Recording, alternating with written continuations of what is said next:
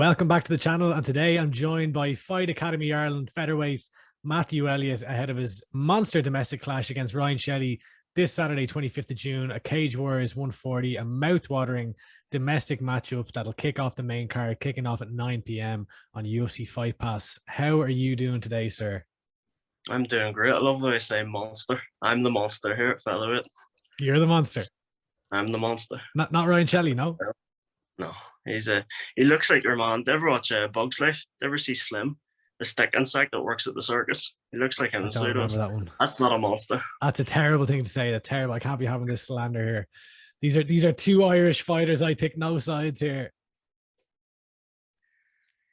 He's okay. Nothing to say to that. No, it's if you're not picking this side, you're on the wrong side. That's how I see it. Okay, fair enough. Well, let's chat about. Well, firstly, we'll talk about the fight in a little bit, but we're 4 days out now. How are you feeling ahead of it? A big fight card, and in the SSE Arena in Belfast, so not too far away from you. Yeah, it's feel absolutely amazing in terms of it being fight week and the stage we're at. It's Tuesday now, Tuesday night, and feels great. Normally at this stage, my calories are a lot lower. I'm struggling a lot more, but I don't usually train fight week just because I'm so preoccupied on making weight. But this time we're smooth sailing and everything's going to plan. Everything's on track for a smooth week, so we're good. Yeah, and is it exciting to be back in Cage Warriors? Obviously, you made your pro debut against Scott Pedersen, but then it was cage conflict the last one. So, is it good to get back on Cage Warriors? Is that an exciting element to it?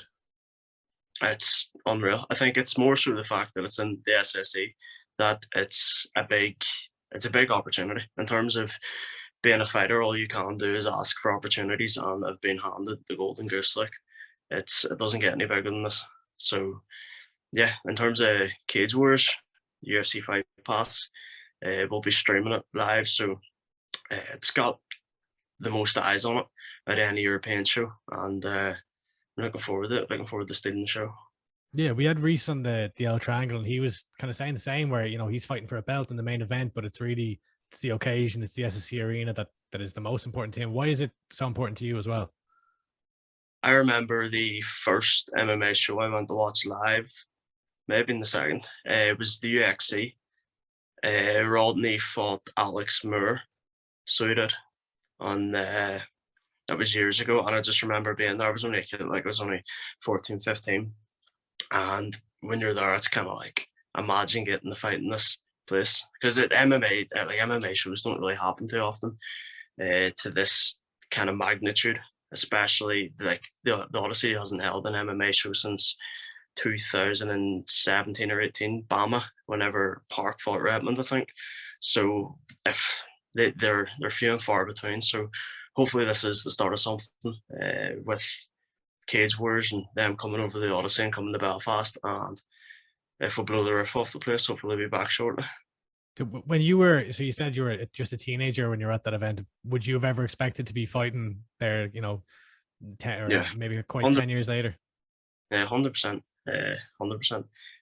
Even back then, nothing's changed. The goal was the same back then as it is now. Everything's absolutely nothing's changed from us that age. We're still as motivated. We're still as determined, and our goal is still the same, just world champion. Yeah, and maybe we can get a bit into your backstory, and it's the first interview that we've done together. But see, I don't think a lot of people know that you come from a very strong pedigree of wrestling. Represented Team GB, been to the Youth Commonwealth Games. Can you give us a little bit of an insight into your entry into combat sports and your path through wrestling? Yeah, certainly.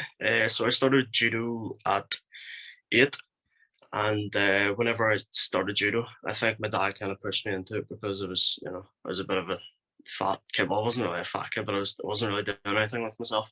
So he kind of pushed me into judo, and whenever I'd started, I'd always said to him, just from watching Chuck Liddell fight as a kid, because my dad had always watched UFC, I'd always said I wanted to do MMA. So I was in judo 2 weeks, and within 2 weeks of being in, he'd said, all the best MMA fighters are wrestlers. So if you wanna fight MMA, you're gonna need to learn how to wrestle. So a few weeks later, started boxing and wrestling. The boxing was a complete waste of time. It was never really taught anything, and kind of excelled in judo and wrestling. So I did with judo. I competed for Northern Ireland initially, and then moved on to compete for Britain from about the age of 15, 14, 15 till I was about 18. Done a lot of European Cups. I went to the Commonwealth Championships in South Africa, Commonwealth Youth Games in the Bahamas, medalled at them. And in terms of wrestling, I haven't got too much international experience because the opportunities have kind of always been blocked for me. But we should have been going to the Commonwealths this year. But there was, I believe, an intentional screw up on the inside of the Wrestling Association over here.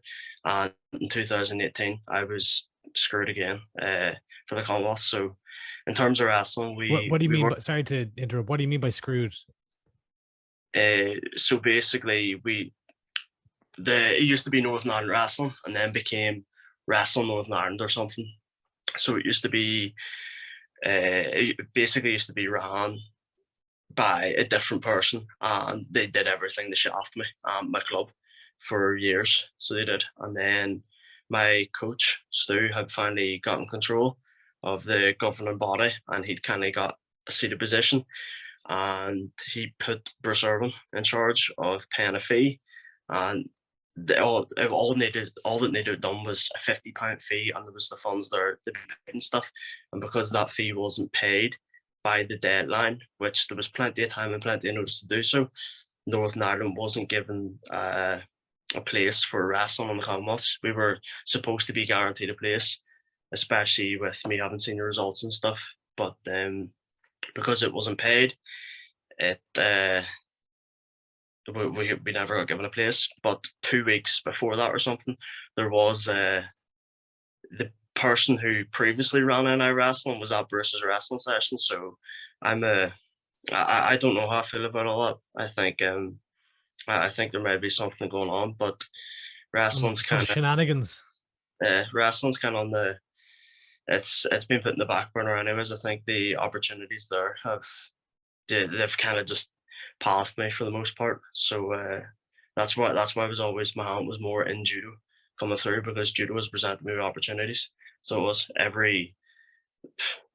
would have been, in the space of 5 weeks, I could have been away traveling, competing, training 4 of those weeks. So the opportunities with judo were always there. With wrestling, they never really came to fruition too much. When they finally did, the GB squad did open up to us. We were on the squad, and then shortly after, it was supposed to be they had 4 sessions a year, one in each of the home nations, and then it became a thing of there was going to be 12 sessions a year, and all 12 sessions were in Manchester, and you had to attend them all. And we just weren't doing it because there was no funding for it or anything, so it just wasn't viable.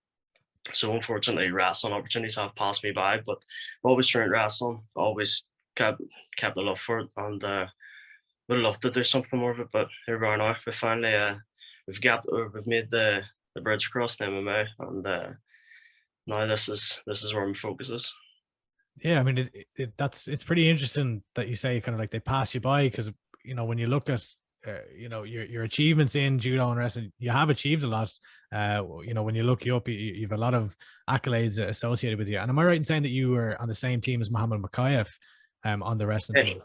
Yeah, like that's the thing. I think because Glenn and Mo have a lot of beef.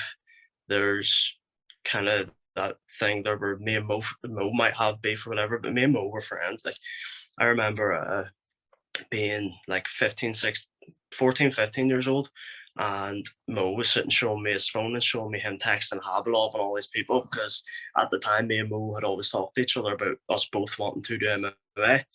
And like, even if you go on my Facebook, you scroll down the photos, Mo tagged me on a photo, and I was about 15, because he was looking for like a fight with somebody, and me and him were friends and stuff at the time. So we were on the same team, and we'd always kind of got along. And even now, I'd say there wouldn't be anything between us. It's it's more on the Glenn side of things.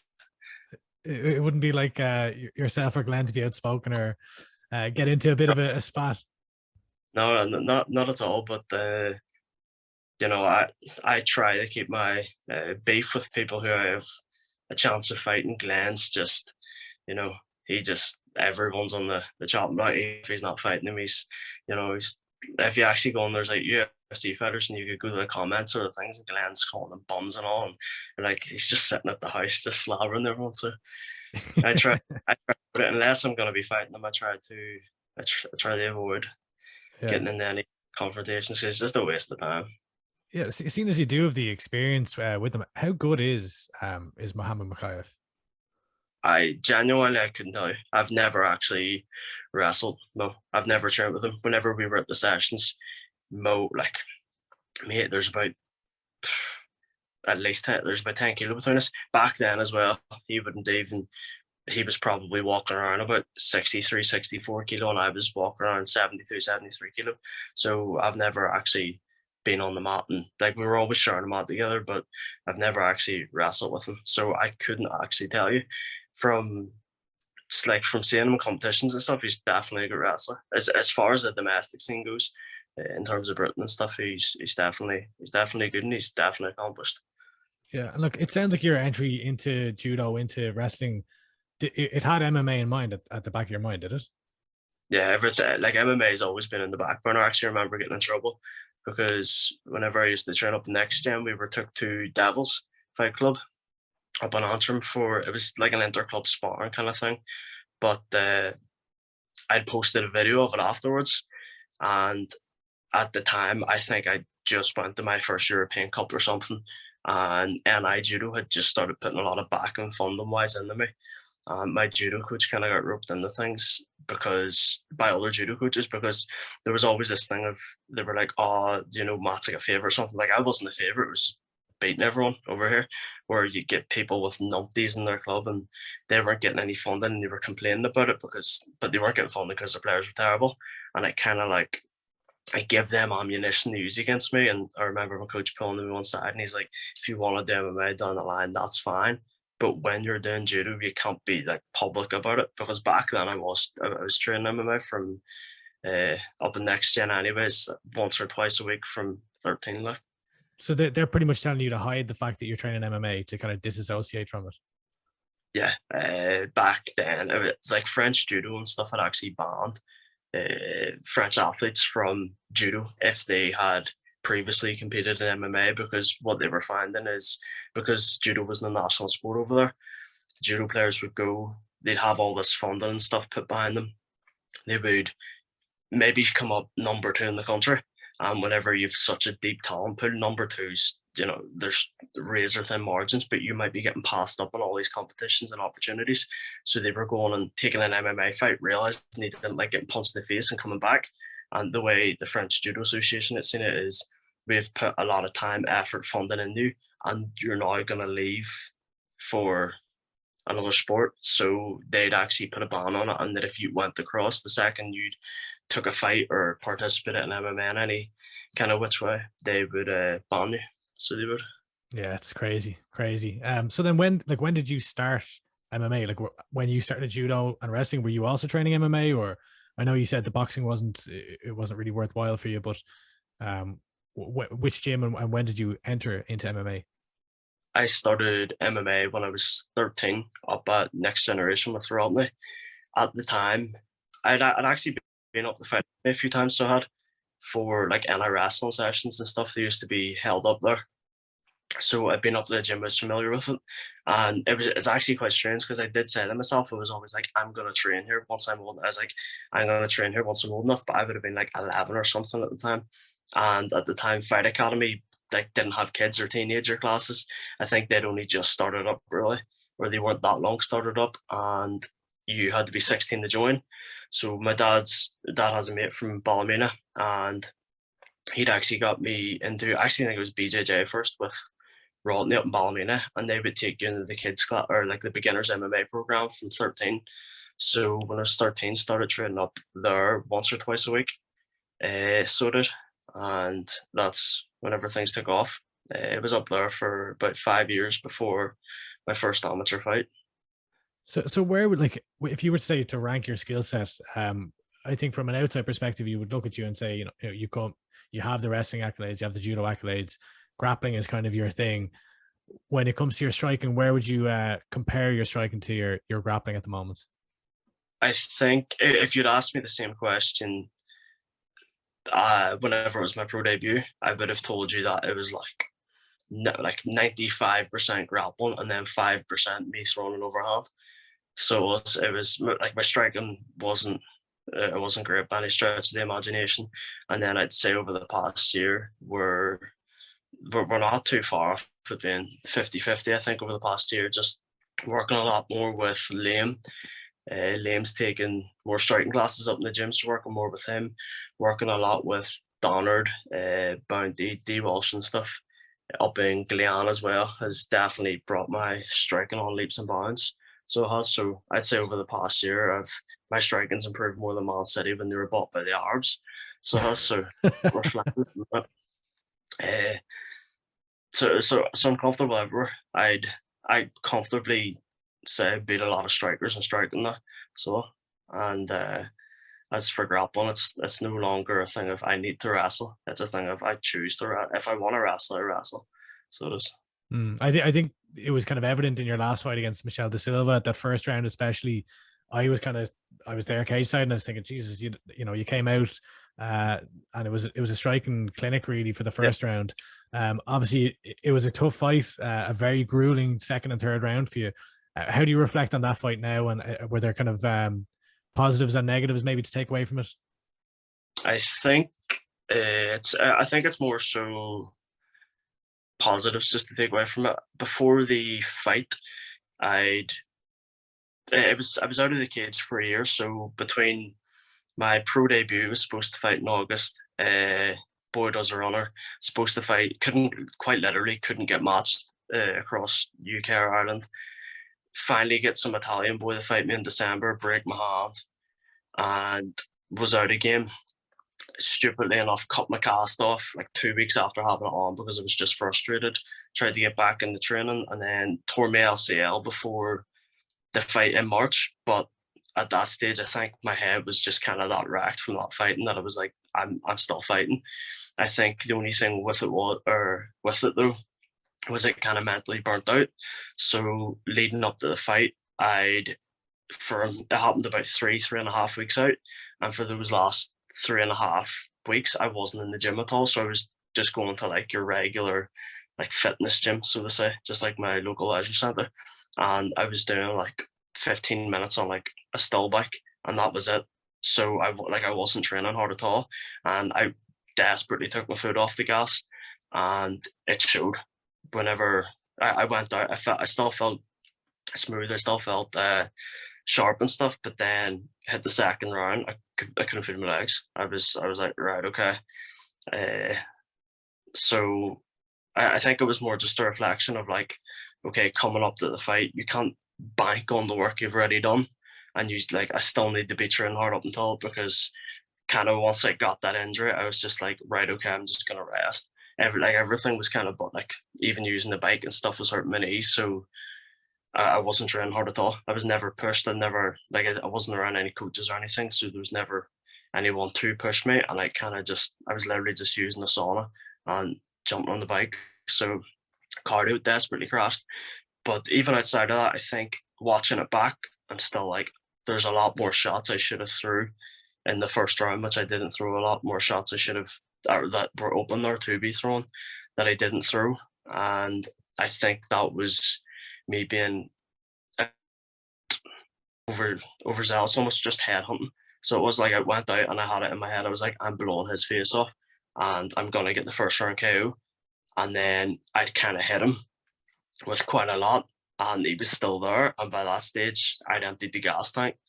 So I think it's like there's actually a video from cage side of me like wailing on him, and Paul just cage side screaming composure, and I'm just the least composed person in there. So like walking out to the cage and stuff and screaming at him and all. So I think there was just mentally like a lot of frustration, a lot actually built up to that everything had, I kind of diverted off the track, and it nearly cost me the fight. So I think this time around we're a lot more measured, we're a lot more focused, and everything's going the chart. How do we get to the point where we're choosing Gotta Get Your Head in the Game, High School Musical as your walkout, and emerging from a cloud of smoke and what's his name? Troy, I was about to say Troy Gibson, your teammate there, Troy Bolton, a basketball jersey. Yeah, so that was initially meant for the Fila in August, and then when Francis essentially split, never got to do it. But for whatever reason, I came up with this idea in my head. Then it would have been a much better place to do it because it's a bigger show and stuff. And I also had it in my head. I was like, if Francis was going to be a walk in the park, it was essentially, I'll call a spade a spade. It was a fight. It was like a coming out party for me. It was just going to be me going out, blowing his head off, getting the showcase a bit more in my strike and stuff like that. So I was like, I can do something like this with like without the risk of, having like without having to worry in the back of my head, like I'm going out to fight some killer. But I had it built into my head. I was like, I need to get this done. And then Michael De Silva's, he's 2-0, very accomplished BJJ black belt and stuff. But I was still like there was no doubt in my mind. There was, I was taking him out in the first round. So I was like, screw it, we'll keep it. Yeah, And no, it was a bit of crack. yeah, that's kind of how it came about. I think with the whole walkout thing as well, people they get too serious about it. They're like walking out all this like hard style EDM or whatever it is they're listening to, and then you're like, walkouts are for the crowd, so they're so we're in the entertainment business, and you have like half the people there aren't actually in the fighting. Half the people there can be parents, grandparents, or girlfriends that their boys have dragged them to go watch the show. So you want to try to get people involved. And the way I say it is, you want to pick the person in the crowd who doesn't want to be there, and you want to entertain them. And if you can entertain them, you can entertain everyone. So that's how we end up with stuff like that. Yeah, so you had a poll, a competition going on your Instagram this time. So can you give us any insight into what to expect on Saturday night? This is the thing. Ian Dean actually sent us an email, and it says that you need to have your walkout song sent before Friday or handed out at the weigh-ins on Friday. And it's the first time I've been like, I don't have a like. Even now, I'm just like, I have no idea.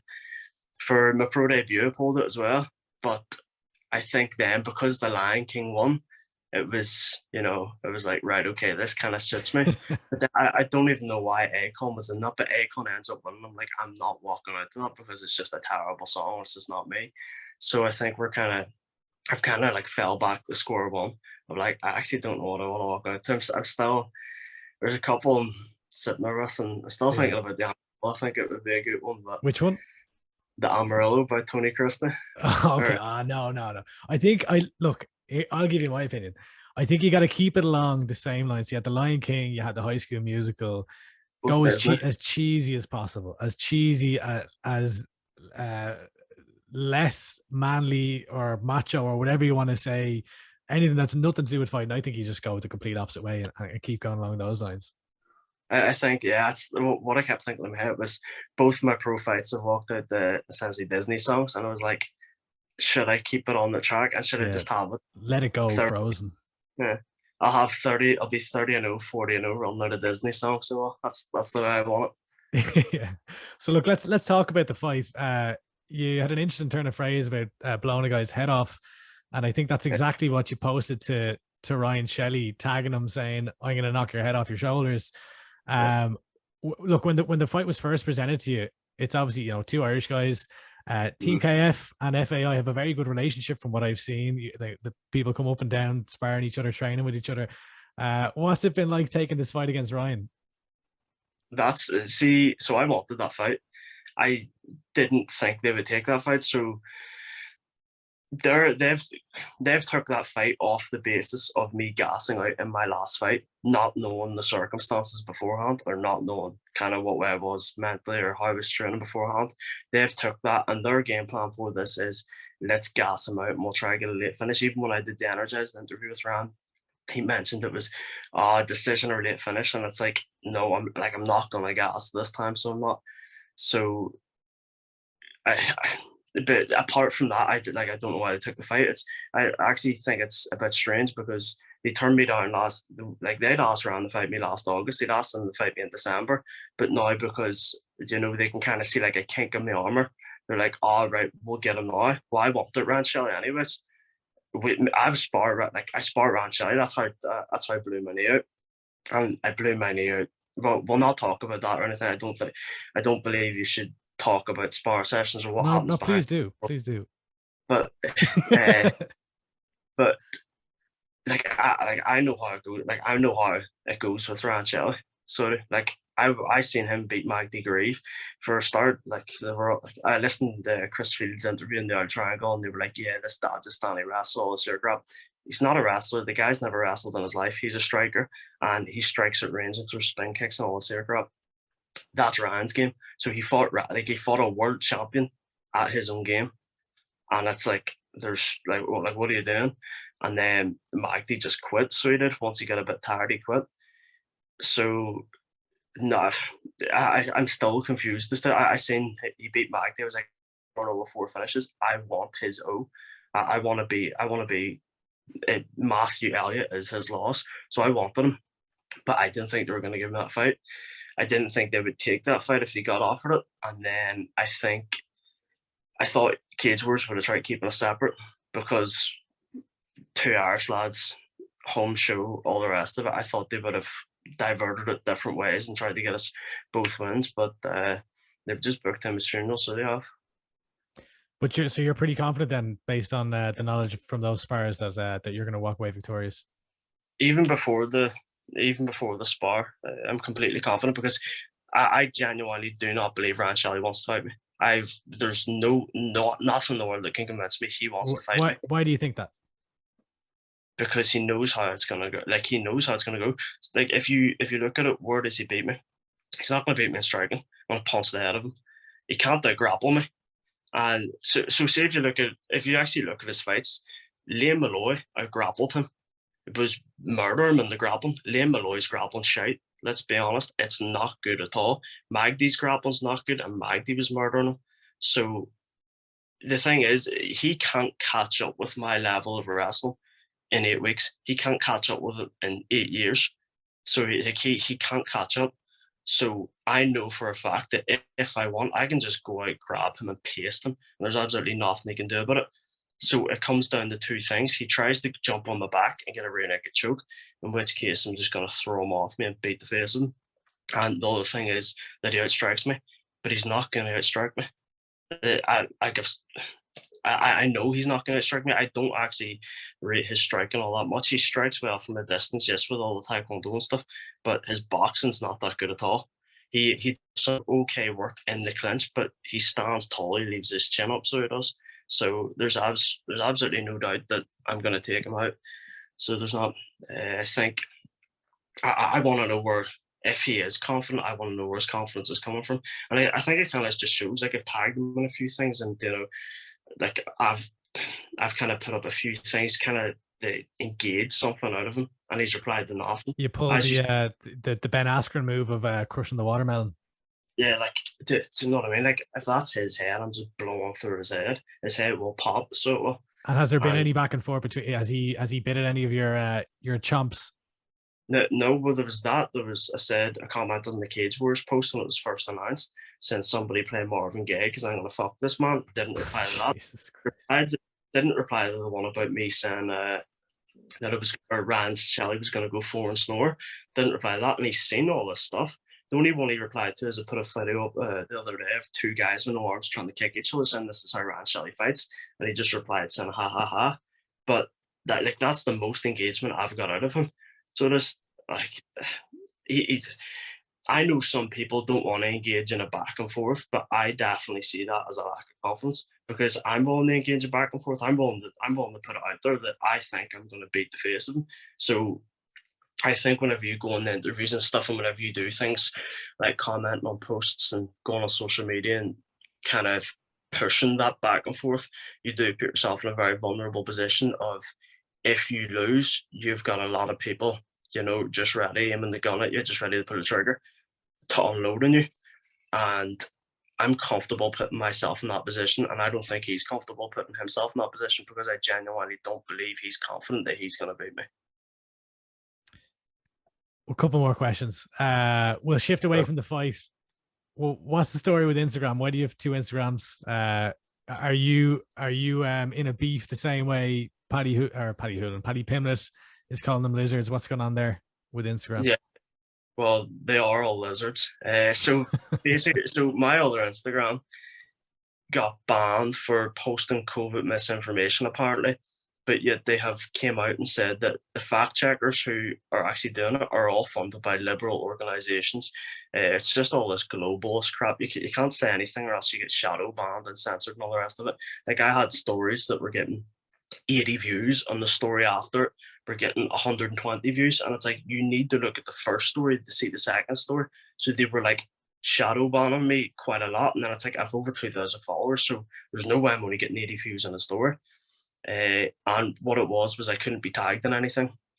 So I think for training and sponsorships coming up to fight and stuff, it was just making it very difficult. And you know, that's what they do. If they don't want you saying something, they have their way of controlling you, and it worked. You know, I had to improvise and, you know, start up from scratch again. But so one is the clean version, and the other one's the potentially banned at any moment version. Yeah. So my new Instagram page, the Boogeyman MMA, is strictly for me posting MMA stuff, things related to my career, all the rest of it.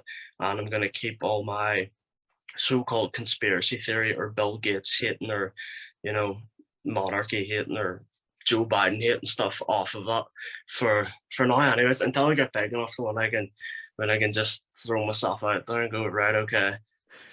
Yeah, I think I've probably opened a can of worms there that'll take a lot more than this interview to unpack together, but maybe we can chat a bit more about it another time. But Matthew, I really appreciate the time you've taken today. Best of luck on Saturday night.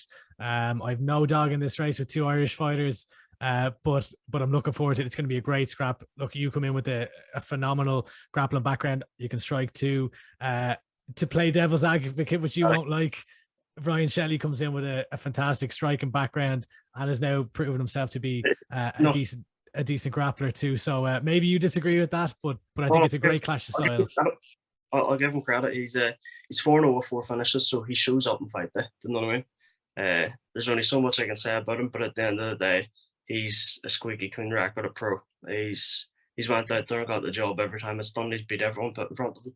So don't get it twisted. I absolutely do respect him and respect the skill set, but I just know that I'm better than him. That's yeah. So tune in Saturday 25th of I was going to say August. I keep on getting this stuff wrong here today. Saturday 25th of June, the SSC Arena, kicking off the main card at 9 p.m. on UFC Fight Pass. Cage Warriors 140. Matthew Elliott, the Boogeyman versus Ryan Shelley. FAI versus Team KF, an Irish Goliath matchup. Where can people find you? But does Ryan Shelley not have a nickname? I don't think so. Does he? I don't think so. Okay, well, I've nicknamed him Slim now. Go look up A Bug's Life and type in Slim. He's nicknamed Slim. You can find me at the Boogeyman MMA on Instagram. Twitter is Elliott_Matt. And Facebook, I don't really use Facebook. That's for old people anyway. Yeah, it's for pensioners and lizards. Yeah. Well, thanks for the time tonight, Matt. And best of luck with everything this weekend, and we'll chat again soon. Thank you. That's perfect. Thank you, mate.